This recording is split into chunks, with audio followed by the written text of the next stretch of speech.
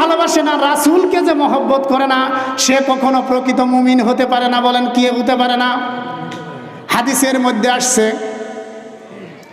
মধ্যে আসছে যে লা ইউমিনু আহাদুকুম হাত্তা আকুনা হাব্বা ইলাইহি মিন ওয়ালিদিহি ওয়ালাদিহি ওয়ান নাসি আজমাইন।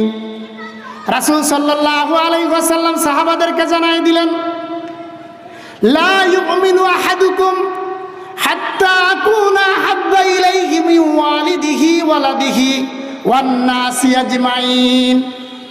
বলে যে তোমরা ততক্ষণ পর্যন্ত প্রকৃত মুমিন হতে পারবে না যতক্ষণ পর্যন্ত তুমি তোমার নিজের থেকে, তুমি তোমার সন্তান সন্ততিদের থেকে, তুমি তোমার পিতা মাতার থেকে, দুনিয়ার সমস্ত মানুষের থেকে যতক্ষণ পর্যন্ত না তো আমি রাসূলকে তুমি মহব্বত করবে, ততক্ষণ পর্যন্ত তুমি মুমিন হতে পারবে না।